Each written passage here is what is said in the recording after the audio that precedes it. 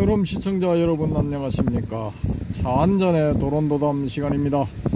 자, 일단 경치 감상부터 하시겠습니다.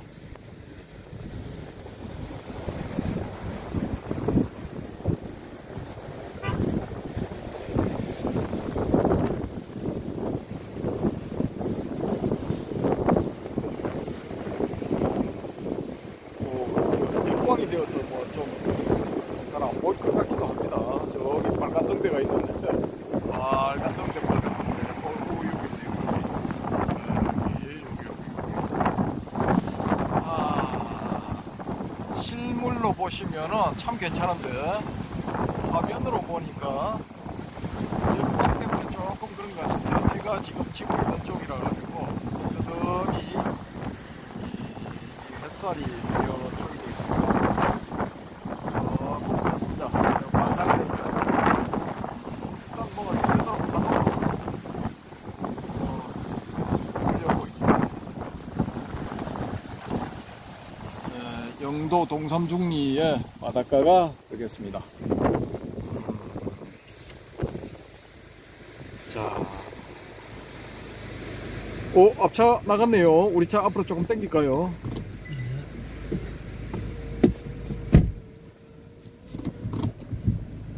예. 어이구, 감사합니다. 됐습니다.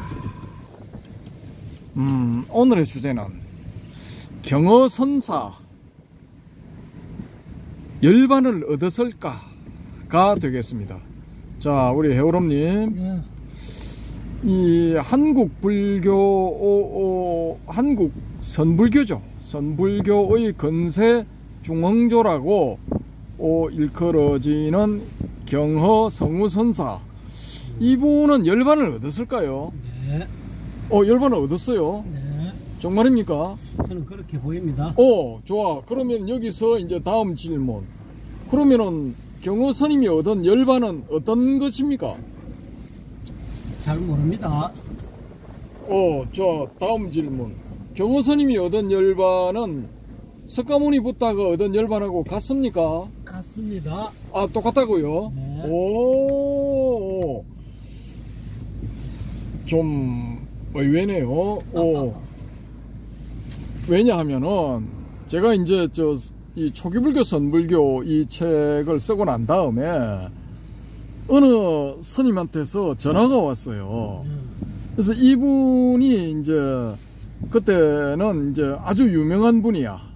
유명한 분이고, 이분이 이제 조실도 안 하시고 방장도 안 하시고 뭐 기타 등등 감투는 아무것도 안 하시는 분이야. 그래서 그냥 수좌 땡땡 이렇게 알려진 분이야. 근데 이 뭐 은근히 유명세를 타고 있던 그런 분이었는데, 그래서 문경에 있는 그 유명한 사찰이 있죠. 문경에 이제 비업사라고 있죠. 비업 AB 할 때 비업.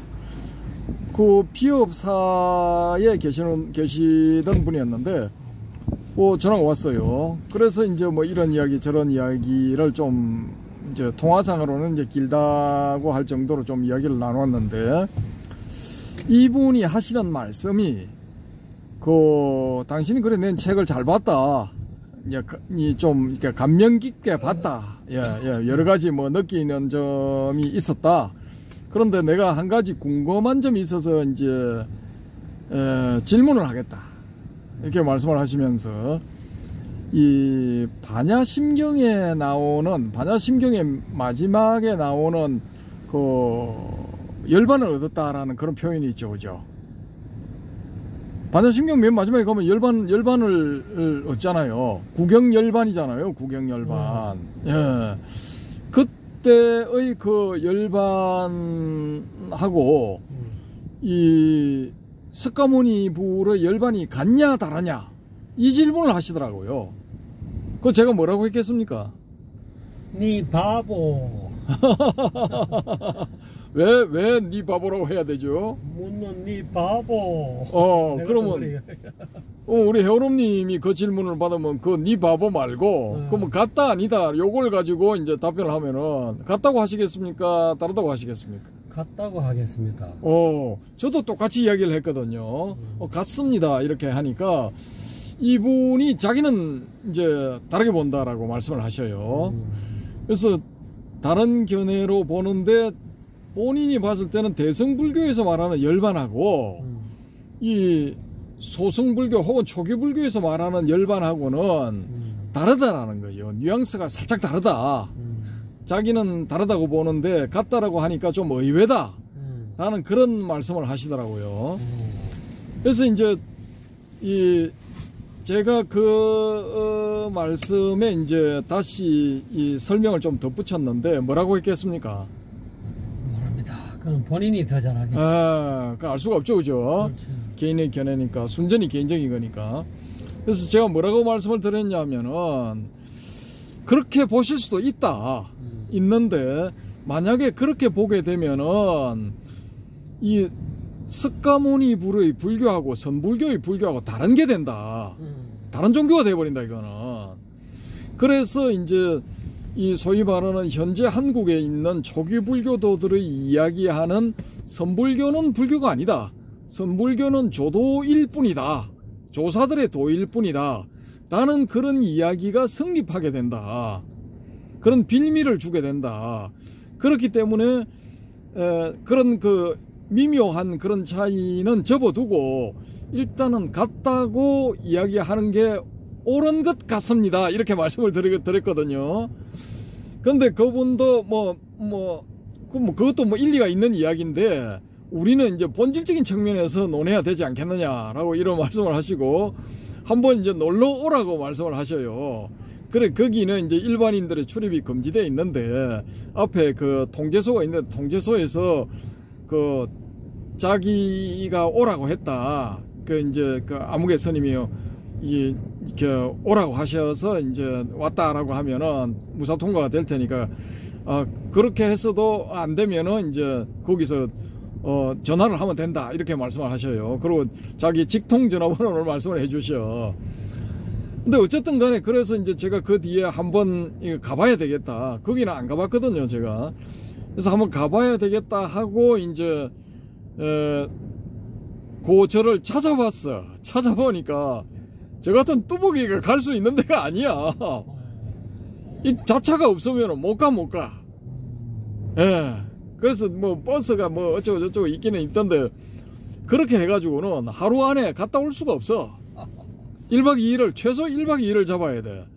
그래서 도저히 안 되겠다. 제가 포기를 했거든요. 포기를 하고 이제 막 전화하고 서로 의견을 교환을 했으니까 됐다라고 이렇게 생각을 하고 있었는데 그 뒤에 뭐 그분이 또 산을 한번 내려오셔가지고 또 뭐 이렇게 작년인가 재작년인가에 이게 이제 소신공양을 하셨다라는 그 분 있죠, 그죠?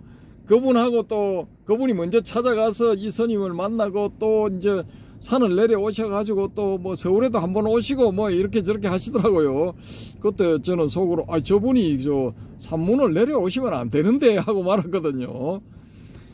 근데 그 뒤에 뭐 이렇게 몇 년 전인가 산에 이렇게 그 대중스님들하고 같이 절 뒷산에 이렇게 산행을 하시고 내려오시다가 이게 그 표현에 이 신문에 보도된 바에 할 것 같으면은 뭐 낭떠러지에서 잘못 실족을 하셔가지고 낭떠러지에서 굴러 떨어지는 바람에 입적을 하셨다 뭐 이렇게 나왔어요. 제이모 스님. 그분이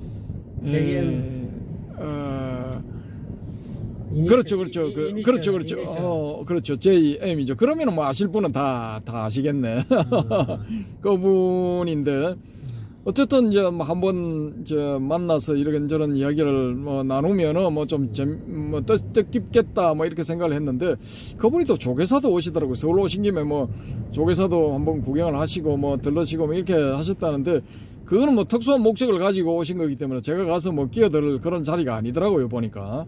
그래서 제가 연락을 할까 하다가 말았는데 어쨌든 간에 뭐 그런 에피소드가 있었고 그래서 이제 이 열반이라는 부분, 그래서 한국의 초기 불교 하시는 분들이 설명하시는 그 열반이라는 부분, 그건 이제 뭐 이제 단순화 시켜버리면은 고가 없는 상태거든요. 고가 없는 상태.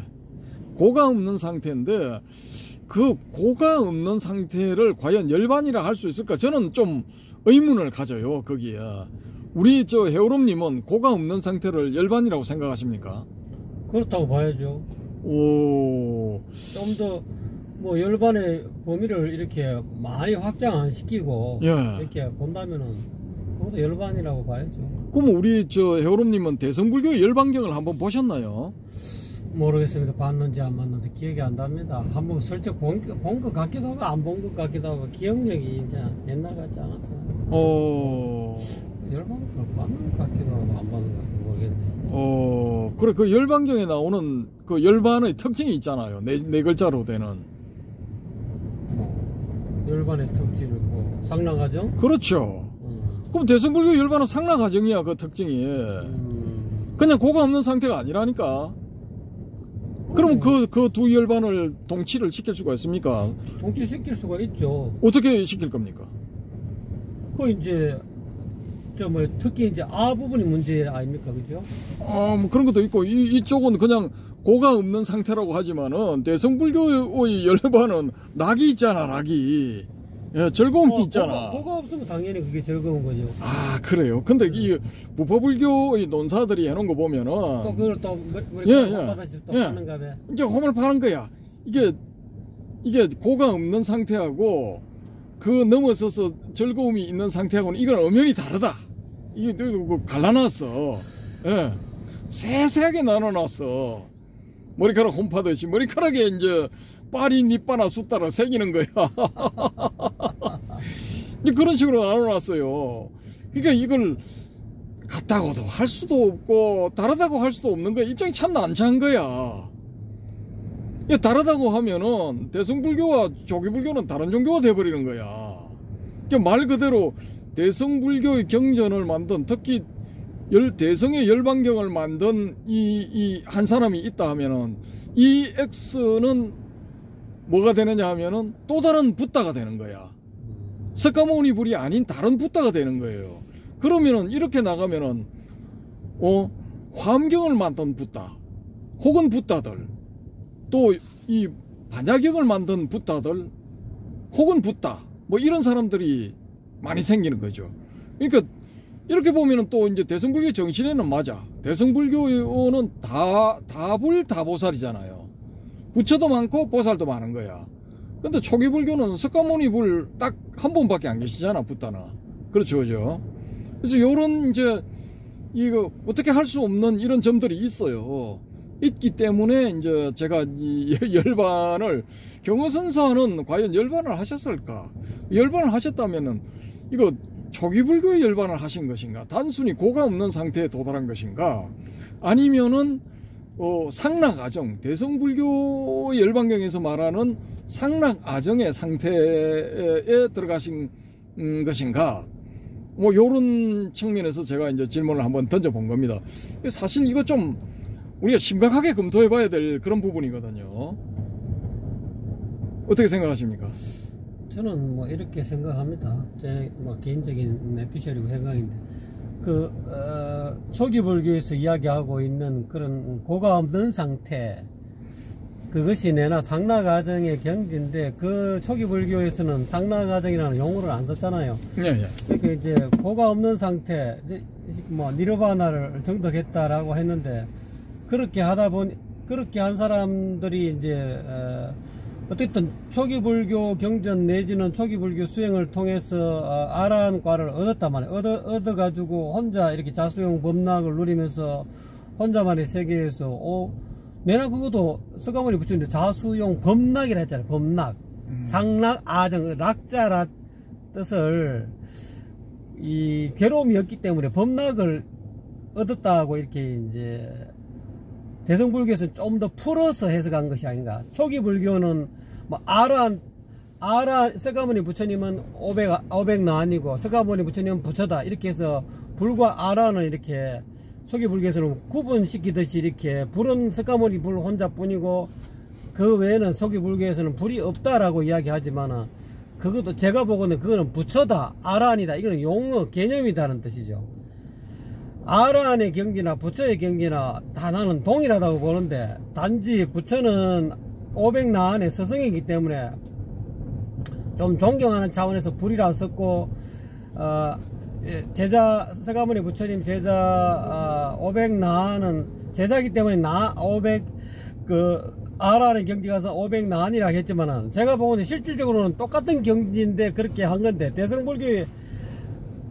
대성불교로 넘어오면서 그런 구분에 사람이 이렇게 분별의식에 사로잡히지 말고 모든 것을 뭐 통불교적인 차원, 내가 이제 통합하는 차원에서 대성은 좀 더 나아간, 한 걸음 더 나아간 좀 뭐랄까 적극적이고 발전적인 어떤 개념 형식을 쓰다 보니까 이것저것 뭐 부처 다르고 아란 다르고 뭐 이런 식으로 그 개념을 이렇게 딱 구분시키지 말자는 뜻으로서 그 대성불교에서는 여러 부처님이 나오시고, 또 그거를 설명하는 차원에서 대성의 열반은 상락아정이다. 늘 변함없고 늘 법락이 충만하고 늘 참나가 눈앞에 여여히 드러나고, 참나는 청정한 그런 어떤 마음의 상태다라는 것을 그 네 글자로 아마 풀어서 열반의 상태를 대성에서는 그거로 열반에 제대로 들어가려면 이 상락아정이라는 이거를 가지고 자기 어떤 열반의 상태를 점검해라라는 뜻으로서 상락아정이라는 것을 이 수면 위로 이 개념으로 떠올렸지 않느냐. 만약에 상락아정이 되지 않는다면 그건 진정한 의미에서 열반은 아니다. 그러니까 이제 초기불교에서 이야기하고 고가 없다는 상태가 내나 상락아정의 상태인데, 단순히 고가 없고 고가 없다 보면은 감정 가운데서 뭐 고도 있고 낙도 있고 뭐 불고불락이라는 이 세 가지 의미로 이렇게 구분시키잖아요. 그렇게 구분시키다 보니까 이제 일부 이제 세월이 흐르면서 부파불교 내지는 수많은 교리를 공부하는 사람이 그거를 홈파듯이 딱딱딱딱 구분 지어 갖고, 야, 소성과 대성의 차이는 이런 차이가 있다. 고가 없다고 해서 그게 상락아정이 되는 게 아니다. 대성불교가 더 수성하다. 너 공부 더 해라. 뭐 이런 어떤 자기 종파들 간에 또는 자기 어떤 스승들 간의 어떤 그런 뭐 우위 다툼 내지는 경지 다툼, 그런 거를 자꾸 하다 보니까 그렇게 개념이 그렇게 복잡하게 흩어진 것 같은데, 제가 보건대는 그런 것 같아요. 일단 아란의 경지가 그 경지가 내나 상락아정의 경지다. 그거를 대성불교에서 그 마음에 서가모니 부처님이 자수용 3 곱하기 7이니까 21일 동안 자수용 법락을 하는 그 경지가 내나 상락아정의 경지다. 또 아란 지위를 정득한 그것이 내나 상락아정의 경지다. 저는 그렇게 보고 있습니다. 개념적으로 끄집어냈다는 거죠. 그거를 끄집어내가지고 너무 그 열반에 어떤 상태가 열반이냐 하고 저거들끼리 니는 열반이 아니다, 이것이 열반이지, 자꾸 이렇게 서로 간에 자기가 얻은 어떤 정득한 경지를 가지고 아마 초기불교 이후에 뭐 부파불교 그 시대에 수많은 사람들끼리 그 법거량 내지는 그런 문답을 하면서 니는 좀 덜 깨달았다, 조금 더 잘해라, 이것이 또 이쪽에서는 그걸 부정하니까 아니다 말이지. 뭔 소리 하고 있나, 나는 이미 열반에 들어갔다, 이런 문제가 발생됐을 거라고 보거든요. 그래서 대성불교에서는 그런 어떤 열반에 관한 어떤 다툼 내지는 그 열반을 규정하는 것을 이제 공식화 이제 시킨 거죠. 네 글자로. 저는 그렇게 봅니다.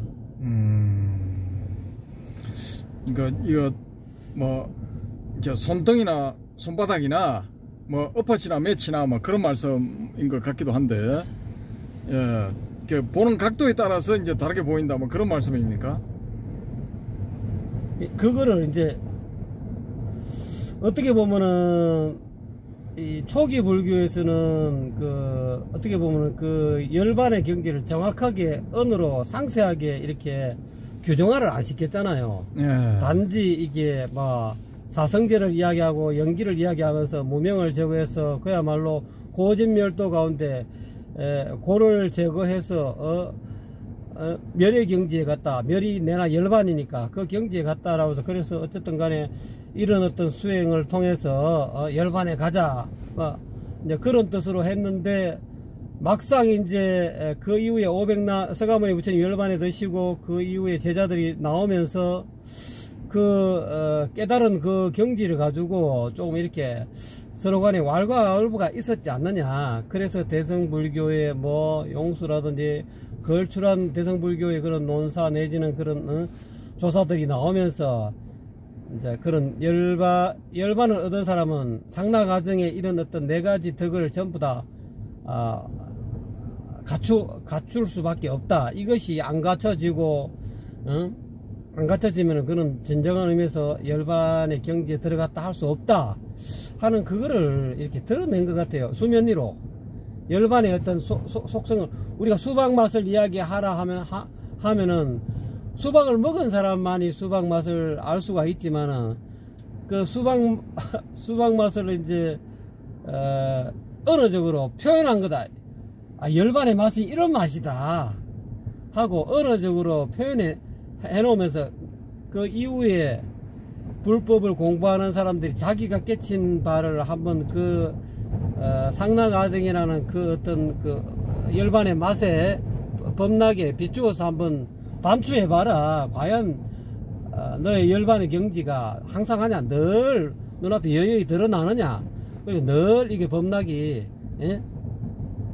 뭐 역경을 당하든 또는 순경을 당하든 늘 즐거우냐, 나날이 좋은 날이냐, 그러고 늘 참나가 눈앞에 여여하게 드러나느냐, 또 이 감정에 끄달리지 않고 오온을 지배하고 오온을 마음대로 경영할 수 있는 그런 어떤 주인공의 어떤 상태냐. 그렇게 해서 그 다음에 마지막에는 그것이 진짜 마음에 한 점의 티끌도 없는 그런 청정한 상태냐. 그런 걸 자기 점검하라는 뜻에서 대성에서는 그런 네 가지 덕을 끄집어내지 않느냐. 저는 그렇게 보고 있습니다. 오, 좋습니다. 이렇게 장황하게 설명을 잘 해주셨는데, 그러면 여기서 이제 또 생기는 질문 하나. 우리 경허 성우 선사님은 지금도 그러면은 열반락에 쌓여서 열반락을 즐기고 계실까요? 죽은 사람을 갖고 그렇게 이야기 질문하는 자체가 조금 어폐가 있는 것 같습니다. 아니 뭐 열반경에 이러면 상나가정이니까 즐기고 있어야 맞는 거죠. 그거는 아트만적인 개별적인 어떤 차원에서 이미 다 무효로 이 몸이 쉽게 말하는 육권과 육경 내지는 모든 색소상형식들이 다 흩어져 가지고 우리가 무상기에서 이야기한 대로 막 다 공으로 돌아가고 귀공해버렸는데, 그럼 기공해버리면 본래로 쉽게 말하자면 요거를 또 개념적으로 이야기하면 또 여러분도 오해하시겠네. 어쨌든 이 공간이 있잖아요. 이 지금 자동차 안에 이 공간, 자동차 바깥의 공간, 자동차 바깥의 공간과 자동차 안의 공간이 원래는 공간이 같잖아요. 그러면 우리가 사람이 산다는 것은 이 자동차 형태가 다 다르듯이 사람의 형태가 다 다르잖아요. 또 안에 이 꾸미는 형태가 다 다르고. 그러면 열반에 들었다는 것은 이 자동차가 운행을 하다가 80년 내지 100년 동안 운행하다가 이 자동차 더 이상 고장이 나서 뭐 엔진이라든지 여러 가지 이 문제로 인해서 자동차가 못 가게 생겼다 이 말이죠. 폐차 처벌하면 그 공간이 어디로 갔습니까? 그러면 경호선사의 경호선사의 자동차의 이 텅 빈 공간은 어디로 가느냐고 그 질문하는 뉘앙스가 이 몸은 다 무너졌는데 경호선사가 별도로 어디 공간이 또 따로 있다라는 그런 식으로 지금 뉘앙스가 들려서 제가 대답하기가 좀 그렇거든요. 일단 이것이 육신이 다 무너지고 색소상형식이 다 공으로 돌아가 버리면은 이 자동차 안에 있는 이 공간, 이 경허선사가 가지고 있던 이 불성, 여여하게 빛나는 자성청정심이 이 껍데기, 이 송동욱이라는 경허라는 이 껍데기를 벗어 던지고 탈각 비성해버렸으면은 이 바깥에 있는 공간하고 이렇게 합치가 됐을 거라 이 말입니다. 오고 감이 없다 이 말이죠. 단지 이 자동차를 가지고 앞에다가 경허라는 이름으로 한 8, 90년 운행하다가 그냥 가셨다는 거지. 근데 지금 와서 방가사님 그렇게 질문하시니까 지금도 뭐 열반을 누리시 거기는 뭐 열반을 누리고 자시고 그런 말 자체가 성립이 안 되는 것 같아요. 이미 본래로 돌아가는 사람, 돌아간 분을 가지고 지금도 뭐 열반을 뭐 이렇게 그래 그 질문에 대해서 제가 또 이해를 잘못하고 있는지 모르겠습니다. 방가사님 질문을 여기서 제가 이제 보충 설명을 좀 드리자면은 유여열반, 무여열반은 초기불교 초기에는 어떻게 생각을 개념 설명을 했냐면은.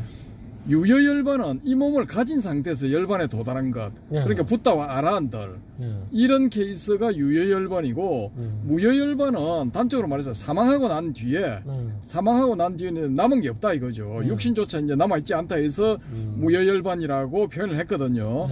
그게 이제 좀 뒤로 오면서 해석에 이제 조금 이렇게 뉘앙스를 달리하면서 이게 부텀으로 인해서 스카모니불 같은 경우도 이제 법신불로 상주한다.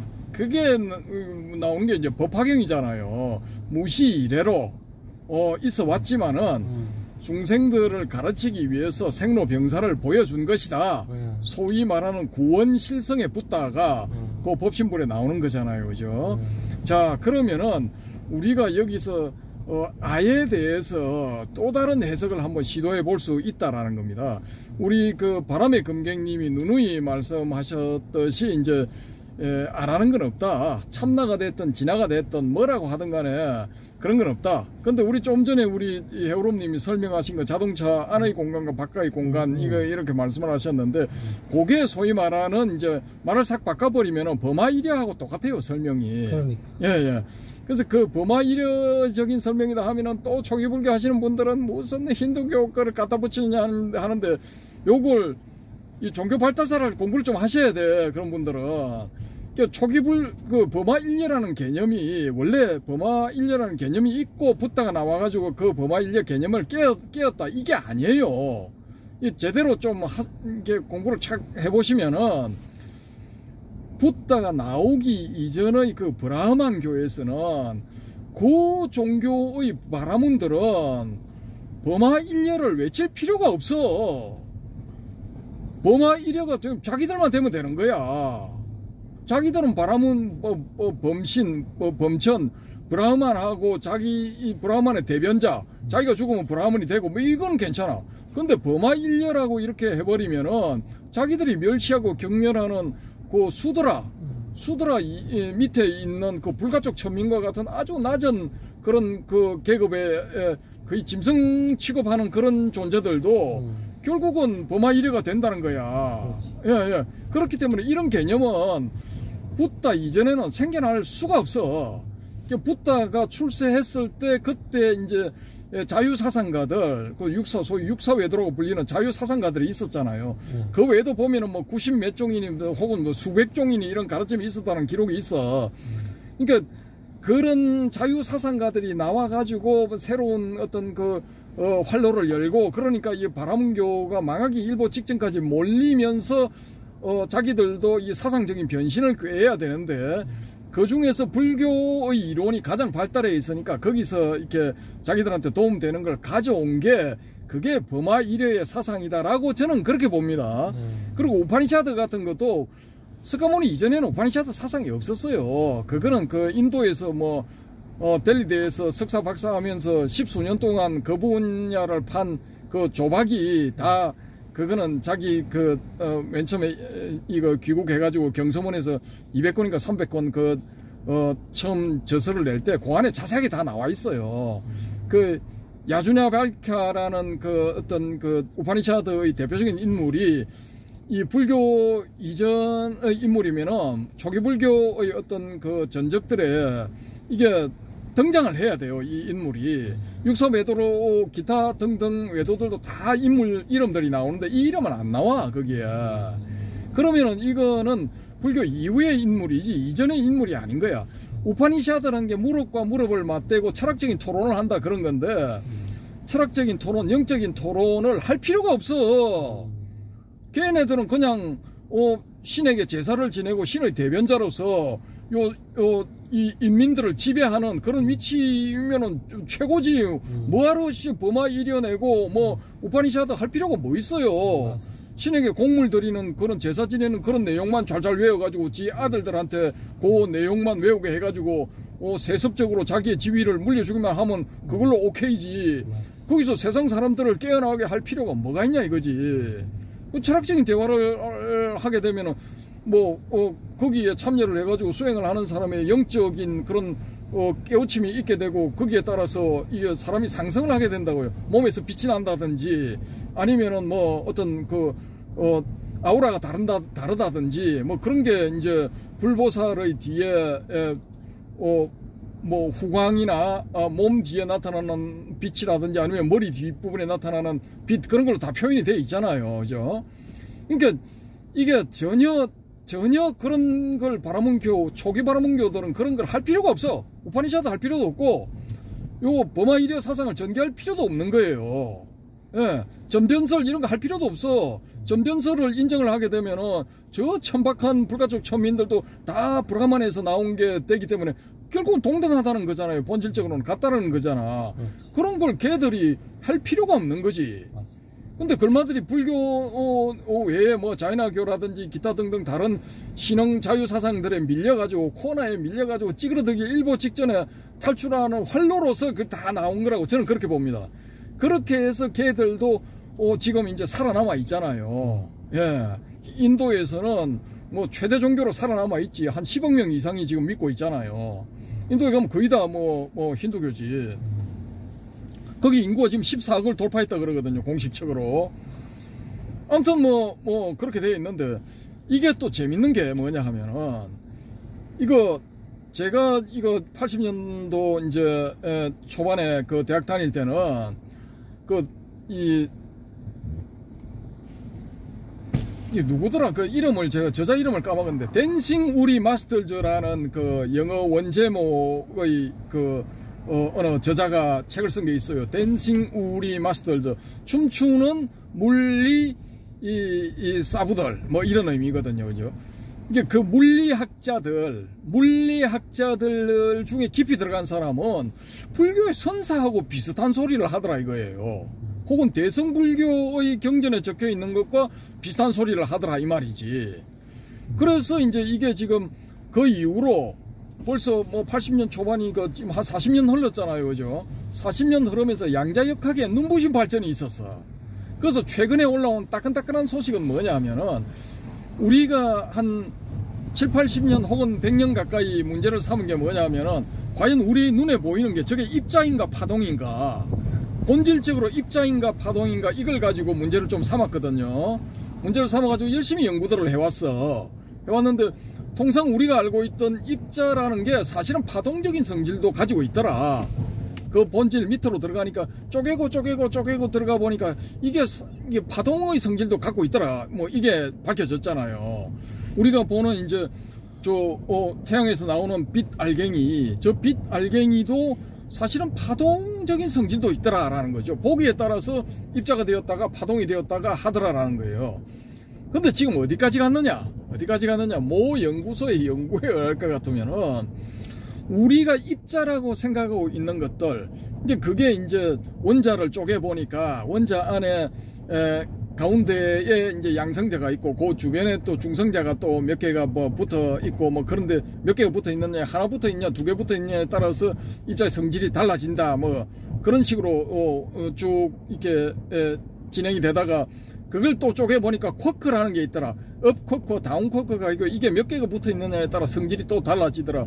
그런 게 붙는데 글론이라는 매개체가 있어서 이걸 단단히 결속을 시켜주더라. 어쩌고 저쩌고 이렇게 됐죠. 근데 거기서 이제 힉스 입자도 나오고 오만 게 다 나왔잖아요. 힉스 입자를 예견한 사람은 그게 이제 발견이 되니까 노벨 물리학상을 받고 그랬죠. 몇 년 전에. 지금 어떤 게 나왔느냐? 야, 그게 사실은 우리가 입자라고 생각하는 게 이게 정보들의 양자 얽힘이더라. 조금 생소한 단어일 수도 있는데 정보의 양자 얽힘이더라. 여기까지 지금 진행이 돼 있어요. 그러면은 우리가 상락아정에 있어서 대승불교의 열반경에서 말하는 상락아정에 있어서의 아도, 이게 사실은 정보의 얽힘이다 이거예요. 정보의 얽힘. 예. 그러니까 이게 우주의 근원적인 측면으로, 본질적인 측면으로 쫙 들어가 보면은 모든 것이 이게 정보의 얽힘이야. 정보가 얽혔다가 풀어졌다가 하는 과정에서 이게 다 만들어진 거야. 이거 산화대지가 다 그렇게 해서 만들어진 결과물이라는 거예요. 그러니까 지금 우리가 봤을 때는 뭐 다 있는 거지. 저 앞에 자동차도 있고, 지금 가고 있는 자동차도 있고, 오고 있는 자동차도 있고, 도로도 있고, 산도 있고, 뭐 이 전봇대도 있고, 저기 빨간 등대가 있고, 물결 따라 점점 거세어지는 파도도 있고, 뭐 여기 이 바람에 이게 휘어지는 갈대도 억센가 갈대인가 이런 것도 있고, 뭐 다 있는 거야. 다 있는 거지만은 본질적인 측면에서는 이런 것들이 다 정보의 얽힘에 의해서 나타나 있는 것에 불과하다라는 거예요. 본질적으로는 모든 게 정보라는 거야. 그럼 우리가 알아는 것도 그게 정보라는 거야. 그러면 열반을 느끼는 나는 이제 고가 사라졌다라고 선언을 하고 불수후유를 주장하는 하게 된 그런 아란들도 사실은 다 정보의 얽힘이야. 정보의 얽힘으로 나타나 있는 거야. 근데 그게 열반을 얻어서 열반을 즐기는 그 자체도 사실은 정보의 얽힘이야. 그럼 이게 어느 순간에 풀려버리면 또 원상태대로 돌아가 버리는 거예요. 마치 우리가 아무것도 없다고 생각하는 우주의 진공 상태에서도 거기서 입자와 반입자가 끊임없이 나타났다가 없어졌다가 나타났다가 없어졌다가 이걸 하고 있다는 거죠. 그런 것처럼 단지 우리가 끝으로 봤을 때 지속적으로 보이는 이런 것들도 사실은 입자와 반입자가 서로 얽혀가지고 좀 오래 지속되는 것에 불과한 것이고, 실질적으로 우주 공간에서 입자 반입자가 이렇게 탁 나타났다가 요게 딱 부딪히면은 그게 소멸돼 버리거든요. 사라져 버려. 그러니까 그런 식의 크게 넓게 보면은, 길게 보면은 다 그런 것의 상호작용에 불과하다라는 거죠. 그러니까 그런 게 이제 어떻게 보면은 연기법하고도 이게 매칭이 되는 거야. 매칭이 될 수가 있어요.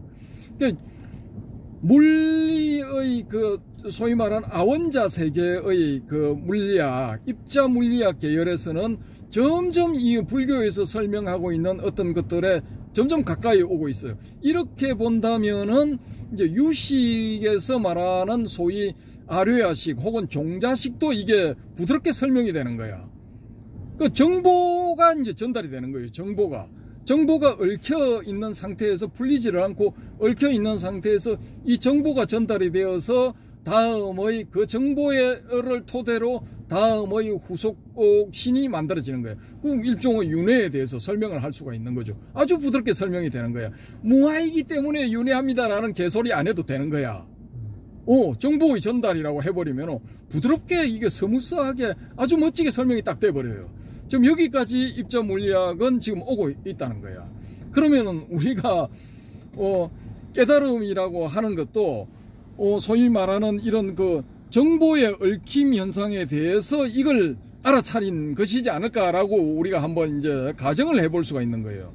그러면은 매트릭스, 소위 말하는 매트릭스 1, 2, 3 나와가지고 히트를 쳤죠. 메가 히트 치고 또 4가 만들어졌나 하여튼 프리퀄인가 여러 개가 또 이제 4번째인가 5번째가 나왔다가 뭘 먹었죠. 그죠?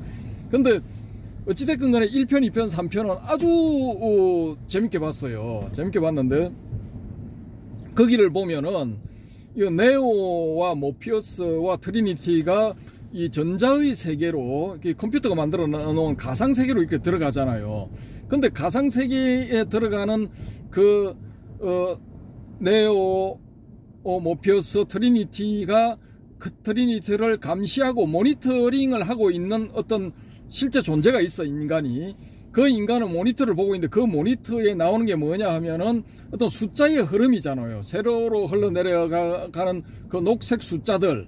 그게 쫙 흘러가는 그런 그림을 화면상에 보여주잖아요. 그죠?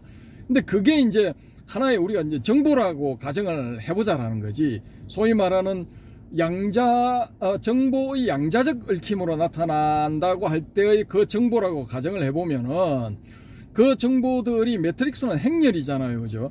행렬 이렇게 되어 있는데 이게 우리가 행과 열을 이제 두 개씩 해가지고 가로 2개, 세로 2개 해가지고 계산을 하면은 4개가 만들어지잖아요. 가로 2개, 세로 2개의 4개, 4포인트가 있는, 4숫자가 있는, 4원소가 있는 어떤 행렬이 하나가 만들어지는데 우리가 가정을 해보자라는 거지. 이 행렬을 X축과 Y축과 Z축이라는 3개의 축의 행렬들을 집어넣어 가지고 만든다면은 그게 어떤 입체성을 가진 입자로 나타나지 않겠느냐라는 거예요. 그러니까 매트릭스라는 영화상에 나타나는 그런 모니터에 나타나는 숫자의 흐름은 평면적이지만은 요게 좀 더 발달하게 되면은 그걸 입체화 시켜서 보여줄 수도 있을 거다라는 게 이제 제 생각. 그러니까 실제로 우리가 이런 그 입체라고 느끼는 이런 대상들이 이미지 우리 풍경 대상 나를 이루는 색수상 행식 이외의 어떤 대상들, 이 대상들이 입체로 되어 있는 행렬 정보, X축과 Y축과 Z축을 가지고 있는 입체화된 행렬 정보일 수도 있지 않을까, 그렇게 볼 수도 있지 않을까라는 게 이제 제 생각. 만약에 그렇게 본다면은 이 열반을 얻는 것도 이거 행렬화된 X축, Y축, Z축으로 행렬화되어 있는 나가 X축, Y축, Z축으로 행렬화되어 있는 저 대상의 본질을 알아버리는 거예요. 알아차리는 거지. 그게 깨달음이지 않을까. 그러면은 그것이 열반이지 않을까라고 가정을 해보면은 우리가 열반의 상태에 들어가서 상락, 아정한다는 것도 그것도 다 어떤 그 정보들의 소통, 내가 혹은 저 대상이 모두가 다 어떤 정보의 얽혀 있는 상태 혹은 정보의 흐름이다 라고 이렇게 알아차리는 것, 그것이 깨달음이지 않을까라는 거죠. 우리 해오롬님 어떻게 생각하십니까? 네, 너무 현대적인 어떤 그런 과학적 상식을 동원해서 요번에 이 방송을 보시는 독자분들은 참 많은 유용한 지식을 우리 방거사님을 통해서 이렇게 습득하실 수 있겠습니다. 굉장히 좀 이렇게 개념적으로 설명하셨지만은 굉장히 일리가 있는 견해십니다. 근데 이제 그게 이 과학이든 안 그러면 종교든 전부 다 이 말로 표현하다 보니까 보면 어폐가 있을 수가 있거든. 그래서 이 열반의 경지라는 것은 이제 쉽게 말하자면 방거사님이 지금 수박 맛을 정확하게 어떻게 보면 내가 이제까지 이 수박의 맛을 내가 봤는데 이 수박 맛을 이렇게 정의할 수 있다라고 지금 언어로 지금은 진짜 수박 맛의 전체적인 아웃라인을 이렇게 입체적으로 딱 지금 표현한 것 같은 그런 느낌을 내가 받았거든요. 그러니까 이거는 수박 맛을 안 먹어본 사람은 방거사님의 이런 견해를 동의 못해요. 그렇습니까? 그런 어마어마한 지금 견해거든요. 그래서 그런 차원에서 이렇게 접근을 해보면은 그냥 고가 없는 상태. 그러면 정보의 흐름이면 고가 있을 리가 없죠, 그죠? 그리고 또 그런 상황이라면은 이거 상락아정이라고 설명을 해도 되지 않을까? 당연히 가능하죠. 그래서 이거 양자가 초기 불교의 사상가들, 불교 사상가들하고 대성불교의 불교 사상가들이 보는 뷰 포인트 관점 자체가 다를 뿐이지 설명하는 대상은 사실은 같은 대상을 가지고 설명하고 있다. 라고 초기 불교는 어떤 한쪽 면에 조금 국한되어 있다면은 대성불교는 입체적으로 바라봤을 가능성이 있다. 그게 이제 열반의 어떤 한 가지 면만 본 게 아니고 상락아전의 4가지 측면에서 입체적으로 이제 바라본 거죠. 그거를 이제 언어로 표현한 것이고. 그러니까 이제 단순히 이제 초기 불교는 고가 사라졌다. 이런 쪽으로 한쪽만 가지고 설명하다 보니까 조금 이렇게 미진하니까 대성불교 어떤 각자들이 붓다들이 이거 소승불교의 조금 이렇게 미진한 부분을 그런 식으로 상락아정이라는 그런 입체적으로 표현한 것이 아닌가. 그러면은 뭐 경허선사도 뭐 이거 나 흩어지기 싫어 해가지고 나 정보 상태로 돌아가기 싫어 해서 그대로 있을 수도 있겠다, 그죠? 그리고 이거 법화경에서 말하는 구원실성의 이 부처님도 구원실성의 석가모니불도 뭐 가능하다고 볼 수 있지 않겠습니까? 그런 어떤 그 부다의 경지에서 보면은 뭐 1억 년, 2억 년 이런 게 뭐 아주 우스운 시간 단위일 수도 있지 않을까? 그럴 수도 있죠. 그럴 수도 있죠. 이 시간이 이미 다 시가 뭐 1년 적시 무량급이랄까. 뭐 그러니까. 그래서 그런 그 화엄경에서 설명하고 있는 뭐 그런 것들, 뭐 일미진중 함시방, 일체진중 여교시 이런 것들이 정보의 얽힘이라는 차원에서 이렇게 보면은 이게 말이 되지 않겠느냐라는 거죠. 설명이 부드럽게 되지 않겠느냐라는 겁니다. 그래서 부드럽게 됐다고 봅니다, 저는. 그래서 이 분야는 우리 이제 불교를 공부하는 학자님들 이런 분들이 좀 연구를 많이 하셔가지고 또 이제 새로운 경지를 개척하셔야 되지 않을까. 뭐 저는 일단 그렇게 봅니다. 그래서 우리 이 변방에 국토의 동남방에 사는 이 촌딱들 수준에서는 막 요 정도 언급하는 게 적절하지 않나. 더 넘어가면은 또 학자 타이틀 거신 분들이 열받을 것 같아. 그래서 막 요 정도에서 이렇게 마치도록 하고요. 또 우리 바람의 금객님, 자유항공님은 딱 이렇게 가끔씩 딱 이렇게 적확하게 딱 찔러주시는 그 맛이 아주 일품입니다. 선사 자질이 뭐 다분하시고 지금 선사라고 불러도 뭐 괜찮을 것 같아요. 그리고 DDL님도 요즘 떠마신데 뭐 좀 코멘터리를 해주시고 다른 분들도 뭐 얼마든지 환영합니다. 많이 참여해 주시기 바랍니다. 감사합니다. 고맙습니다.